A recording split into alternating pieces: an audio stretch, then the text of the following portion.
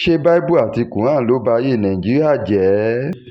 nígbà tí ọlọ́run tí ó ń darí ìlú ẹ̀ tó jẹ́ ìlú àwọn Israel, the children of Israel, nígbà tí ọlọ́run ń darí wọn tó ń ṣe ìjọba fún wọn láàrin wọn tọ́lọ́run ń gbé pẹ̀lú wọn, kí ni àwọn nǹkan tí ọlọ́run ní kí wọ́n máa ṣe? ṣé ọlọ́run ní kí wọ́n káwọ́ gbéra ni pé gbogbo nǹkan ti wà settled fún wọn, àbí kí ni àwọn nǹkan tí ọlọ́run ní kí wọ́n máa ṣe? ẹ ká lọ sí Deuteronomy chapter 19 verse 16 to 21. ó pọ̀ díẹ̀, so màá sáré kà so that mi nígbà wà ní àsìkò. Verse 16. If a malicious witness takes the stand to accuse someone of a crime. ṣé rí ọlọ́run òfin ni ó fi bá àwọn ọmọ Israel lò, òfin yẹn pọ̀ gan-an tó fún wọn. ẹ má ṣe ẹ bá ti ṣe lé nǹkan báyìí ló máa ṣẹlẹ̀. mo kàn fẹ́ mú kan wá nínú òfin yẹn láti lè fi sọ fún wa bí èèyàn ṣe máa ń ràn society, kì í ṣe pé bí èèyàn máa ń káwọ́ gbéra àbí èèyàn máa ń wò pé bóyá magic kan àbí ìwé mímọ́ kan máa báyàn ṣe àwọn nǹkan tó yẹ kí èèyàn ṣe tó jẹ́ ojúṣe èèyàn. ní verse 16 àyíká wípé if a malicious witness take the stand to accuse someone of a crime. tí ẹlẹ́rìí èké kan tó bá wá jẹ́rìí èké against somebody tí ó ti ṣe ẹ̀ṣẹ̀ kan, the two people involved in the dispute must stand in the presence of the Lord before the priest and the judges who are in office at the time. ṣé ti rí ọlọ́run ọba ìlú tí ọlọ́run ọba gangan tó jẹ́ ti ìlú tiẹ̀ gangan, ọlọ́run ní kò fi àwọn olùdájọ́ kò fi wọ́n ṣeré. ṣẹ́yìn ní àwọn tó ń dájọ́ lù yín, ọdún mélòó ni kéèsì máa ń lò ní kóòtù yín?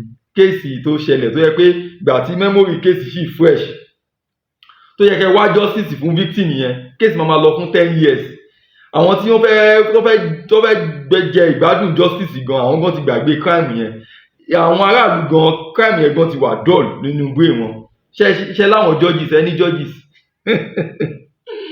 The two people involved in the dispute must stand in the presence of the Lord before the priest and the judges who are in the office at the time. wọ́n á dúró níwájú àwọn tí wọ́n fẹ́ dájọ́. ní verse 18, the judges must make a thorough investigation. àwọn tó jẹ́ kíni tó jẹ́ olùdájọ́ wọ́n gbọ́dọ̀ ṣe kíni, wọ́n gbọ́dọ̀ ṣe ìwádìí fínífíní lórí kéèsì tí wọ́n bá gbé wá síwájú wọn. ṣáwọn tí ń ṣèdájọ́ ọdún mélòó ló fi ń ṣèdájọ́? ẹ wo kéèsì Mohbad, ẹ wà àtijọ́ tó ti wà lórí ẹ̀. ṣe rí àwọn leaders àwọn ọ̀tí ẹ̀ ní sense of responsibility pé ó kíni o, lára ojúṣe àwọn ni wípé kí wọ́n wá ìdájọ́ òdodo fún ẹni tí nǹkan burúkú bá ṣe, fún victim. ẹ̀ṣẹ̀ tó bá lọ report fún police, ìwọ ló ṣe máa rẹ epo sí mọ́tò wọn. àwọn police máa rí wípé kíni àwọn wọ́n ń ṣe ẹ́ lóore ni. ìjọba gan máa wò pé àwọn ṣẹlẹ̀ jẹ́ gbogbo ọ̀rọ̀ Mohbad kò kanjọba, wọn ò bílí pé ojúṣe àwọn ni. ìyẹn lẹ máa sọ pé Quran àti Bible ló ń ba ayé yín jẹ́, abẹ́ ẹ̀mọ́ tẹ̀ ń ṣe. ní verse 18, the judges must make a thorough investigation. wọ́n gbọ́dọ̀ ṣèwádìí fínífíní o.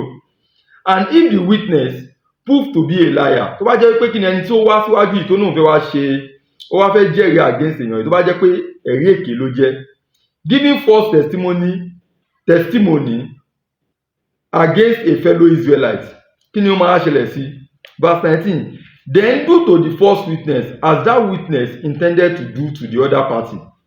ẹni tó jẹ́rìí èké yìí, ẹ make sure wípé ohun tó ń gbèrò pé kó ṣẹlẹ̀ sí ẹni tí ó fẹ́ jẹ́rìí èké against ẹ jẹ́ make sure pé kí ni ẹ̀rọ gan lẹ ṣe fún.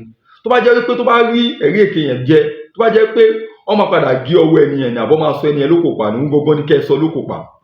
ìtumọ̀ verse yẹn nìyẹn. ṣé wo kéèsì tó ṣẹlẹ̀ lẹ́jọ́ mẹ́ta yìí, sọ ní Zainab Muhammed pé ọmọ Zamfara ni, nígbà tó wá ti wá di Christian, òun ní Zamfara state wá gbé lọ sí kíní, iṣẹ́ ti pé fọ́ọ̀sì ni. èèyàn kan ló jókòó sínú kọ̀ọ̀ yàrá ẹ̀ ló dẹ̀ wò pé kí ni mo tiẹ̀ lè ṣe náà tí ìlú ìfi lè gbóná.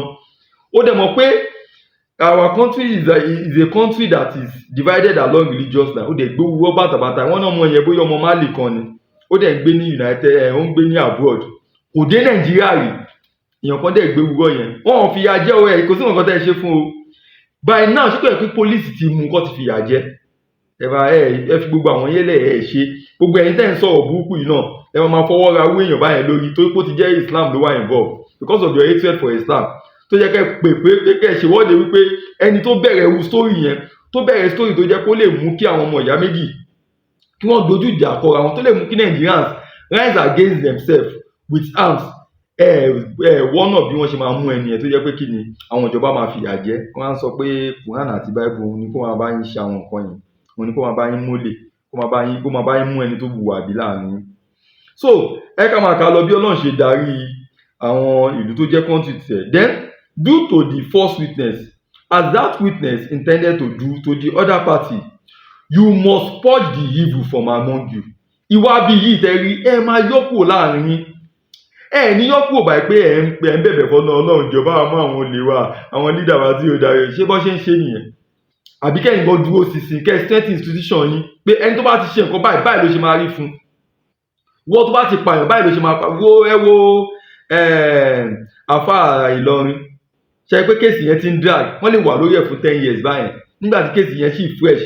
Kò jẹ́ kó tó yẹ ká ti rí ìjà lóògbé tó yẹ pé bóyá iwájú ilé mọ́mísí àti ilé dájì ẹ̀ ló yẹ kọ́ lọ yanjú ẹ̀ sí.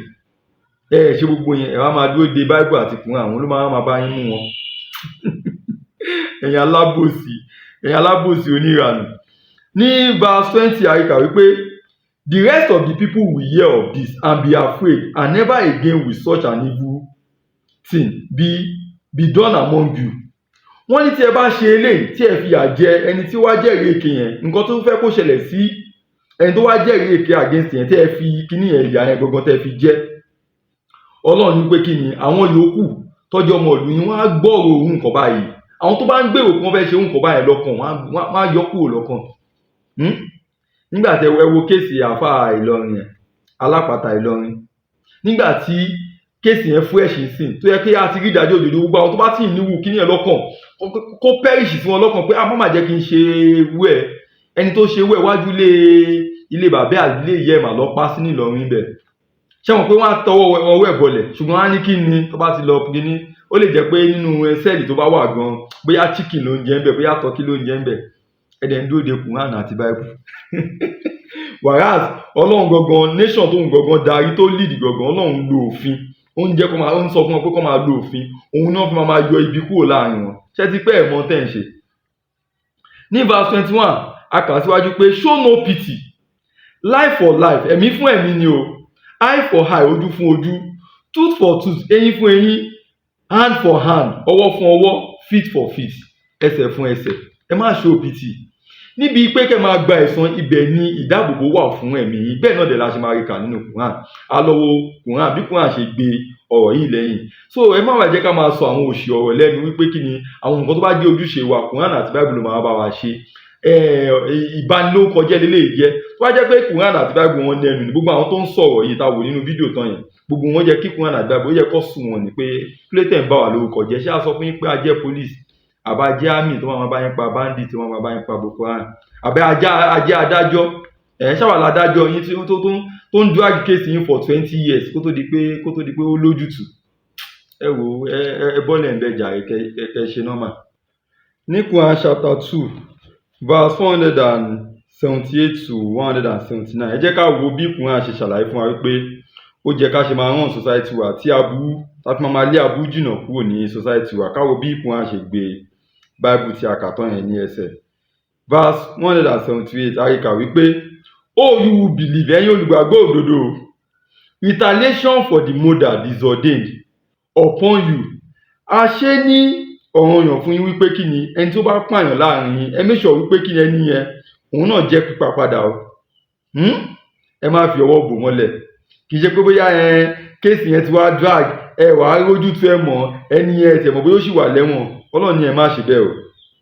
Ẹ make sure wípé ẹ gba ẹ̀san. Ṣé rí láyé ìgbà kan àwọn èèyàn ló máa ń gbẹ̀san fún àwọn, ṣùgbọ́n láyé ìsìn lára ojúṣe ìjọba ni pé kó máa gba ẹ̀san fún gbogbo aráàlú. Ẹni tí èèyàn kan bá wrong tó bá ṣe àìdásí nínú àwọn aráàlú, ìjọba ló máa dúró pé kí ni kó gba ẹ̀san fún àwọn tí wọ́n bá ṣe àbúrú yẹn fún. Ǹjẹ́ àwọn leaders wa ṣé wọ́n ní wọ́n understanding yẹn? Tí wọ́n bá ti tar road tí wọ́n ti kọ́ hospital, ohun tó ń pè ní ìjọba lọ́dọ̀ wọn ó ti tán. Wọn ò ní understanding wípé they have been made to be our God. Ọlọ́run wa ló jẹ́ nínú gbogbo àlámọ̀ ìwà, Ọlọ́run wa bá wa ṣètò ilé ayé wa. Ṣó yí wọn débẹ̀? Lẹ́yìn pé kí wọ́n pín palliative fún yín. So Ọlọ́run jẹ́ kó máa yé wa wípé kí ni retaliation for the murder is ordained upon you, the free for the free, the slave for the slave. Ọmọ bíbí fún ọmọ bíbí o, ẹrú fún ẹrú, the female for the female, obìnrin fún obìnrin, ọkùnrin fún ọkùnrin. In fact gan ẹ bá wo bí Ọlọ́run ṣe máa ń sọ àwọn language yìí wípé the free for the free, the slave for the slave, ó ṣòro wípé kí ni ẹni tó bá pààyàn gan ọ̀nà tí ó fi pa èèyàn yẹn òun náà lẹ́yìn náà fi máa gba ẹ̀san yẹn ní ààrẹ.